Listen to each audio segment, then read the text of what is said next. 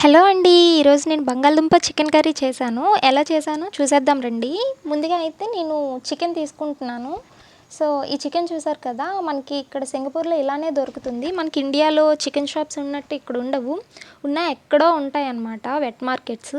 So, మనం ఉన్న ప్లేస్‌లో ఉండాలని లేదు. సో, ఇది మా ఇంటి పక్కనే ఫెయిర్ ప్రైస్ అని ఉంది. అక్కడైతే మాత్రం ఇలానే దొరుకుతాయి.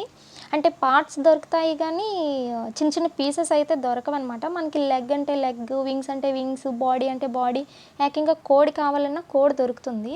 సో, మాకంత అక్కర్లేదు కాబట్టి నేనైతే లెగ్ తీసుకున్నాను. కానీ కష్టం తప్పేటట్లేదు. మొత్తానికి ముక్కలు కొట్టాను. ముక్కలనైతే కట్ చేసేసుకున్నాను. ఇది నేను కుక్కర్‌లో వండుతున్నాను కాబట్టి, ఆ కుక్కర్‌లోకి ఇవి డైరెక్ట్‌గా తీసుకుంటున్నాను. వీటిని కడిగి పక్కన పెట్టుకుంటున్నాను. సో, ఇందులోకి చికెన్‌లోకి కావాల్సింది మనకి టొమాటో, ఆనియన్ అండ్ పొటాటో కూడా ఏస్తున్నాం కాబట్టి తీసుకున్నాను. వీటిని చిన్న చిన్న ముక్కలుగా కట్ చేశాను. కట్ చేసి పక్కన పెట్టుకున్నాను కదా! ఇప్పుడు చికెన్ బాగా కడిగేసి పెట్టుకున్నాను కదా! సో, చాలా జాగ్రత్తగా కడుక్కోవాలండి. ఎందుకంటే ఎక్కడి నుంచి ప్యాక్ అయ్యి వస్తుందో తెలీదు కదా! సో, బాగా కడిగేసుకొని ఇప్పుడు ముందుగా కట్ చేసుకున్న ఆనియన్, టొమాటో ముక్కలనైతే ఏసేసాను. And ginger garlic paste mixie పట్టకుండా ఇలా గాఢగా దంచుకొని వేసుకున్నాను. సో, ఇలా అయితే టేస్ట్ చాలా బావుంటుంది. ఆయిల్ కూడా యాడ్ చేసుకున్నాను. ఆయిల్ మీ టేస్ట్‌కి తగినట్టు మీకు నచ్చినంత వేసుకోండి.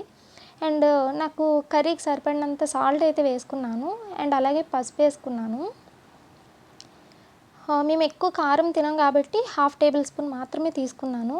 అండ్ అలాగే మసాలా కొరియండర్ పౌడర్ కూడా ఏసి వీటిని ఈ వేసిన పౌడర్ మసాలాలన్నీ కర్రీకి బాగా పట్టినట్టు మంచిగా కలుపుకోండి. ఎంత బాగా కలుపుకుంటే అంత బాగా పడతాయన్నమాట. సో, చూసారు కదా! నేనైతే బాగా కలిపేసుకున్నాను. ఇప్పుడు నేను కలిపిన మిశ్రమాన్ని స్టవ్ మీద పెట్టాను. పెట్టి దీన్ని హై ఫ్లేమ్‌లో పెట్టొద్దు గుర్తుపెట్టుకోండి. లో ఫ్లేమ్‌లో పెట్టి ఫ్రై చేయండి. చూడండి ఎంత బాగా ఫ్రై అయిందో. ఆల్మోస్ట్ ఫ్రై అయింది. ఇప్పుడు మనం కట్ చేసి పెట్టుకున్నాం కదా పొటాటో, ఆ ముక్కలను వేయండి. వేసి కొంచెం బాగా కలపండి. చికెన్‌లో మొత్తం కలిసేలా కలపండి.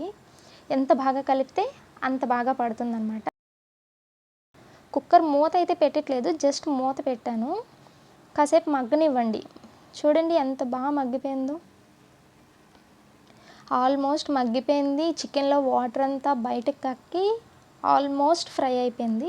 ఇందులో నేను హాఫ్ కప్ వాటర్ ఏస్తున్నాను. కుక్కర్ కాబట్టి ఎక్కువ వాటర్ ఏమి వేయక్కర్లేదు. పుదీనా, కొత్తిమీర కూడా ఏసేసాను. వేసేసి కలుపుకొని ఇప్పుడు కుక్కర్ మూత పెట్టేయండి. మూత పెట్టేసి ఒక 3 విజిల్స్ వచ్చినంత వరకు వదిలేయండి. ఆల్మోస్ట్ విజిల్స్ అన్నీ కంప్లీట్ అయ్యాయి. ప్రెషర్ పోయేంత వరకు పక్కన పెట్టుకొని ఓపెన్ చేసి చూద్దాం. కర్రీ అయితే కుక్ అయిపోయింది. చూడండి అసలు ఎంత బాగా కుక్ అయిందో. రైస్, చపాతీ, బిర్యానీలకు కూడా ఈ కర్రీ చాలా బాగుంటుంది. ట్రై చేయండి.